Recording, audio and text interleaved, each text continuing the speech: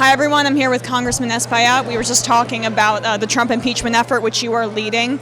There was a lot of talk about how Putin is causing Americans to lose faith in our democracy, or that's what he's trying to do with this effort. But an overwhelming majority of Americans think that Congress represents their donors more than their constituents. And I would say that Trump's election in itself was people losing faith in our democracy as well. So why just focus on the Russia angle and Putin?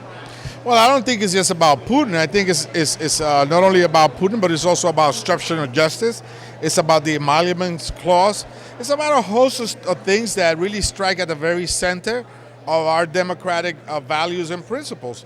And so I think once Americans see that this is not purely a partisan turf fight, a backdoor or a schoolyard street fight between Democrats and Republicans, that this is really about the Constitution and about the health of our democracy, they will gravitate towards this debate, and their level of support and encouragement and belief in the system will grow. I think that there is a crisis of support and believe in Congress and in all of our democratic institutions. And that's something that we need to address right away. Do you feel, though, that maybe kind of a focus on just Trump itself and not a whole money in politics angle maybe loses the forest through the trees a bit? No, I think that we should also concentrate on the money aspect. I think money corrupts politics and the electoral process, and it's a real serious problem. Citizens United is a horrible Supreme Court decision that basically gives the big corporation and the wealthy the ability to run government. And so these are fundamental issues that we got to address to ensure that we get the confidence back of the average American that feels that their government is working for them and not for a big corporation or special interest. I think this is critical, but we should not forget the constitutional aspect of the debate based around impeachment, which are obstruction of justice, the emoluments clause, the assault on the judiciary, and the free press. These are 5 fundamental pieces that we have concentrated on, that I will continue to concentrate on.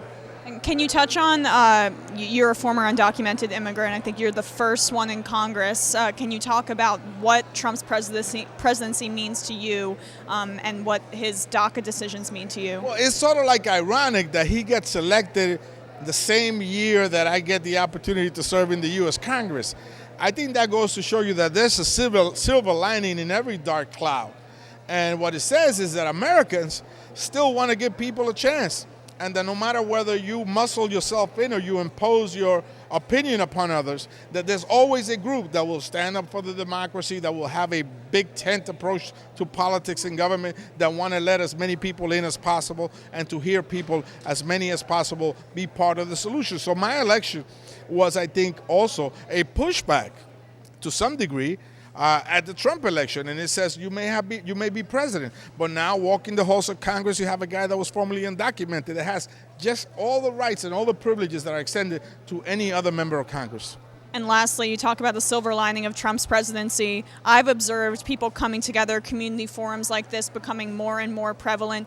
Do you see that as well? And do you think that this is the dark part before the dawn, potentially? I think people are coming out, and I think people continue to come out because they feel democracy is being assaulted. And they feel that their country is getting further and further away from them, and more in the hands of the special interests and the big money people.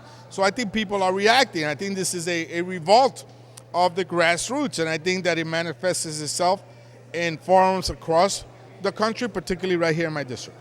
Thanks so much. Thank you.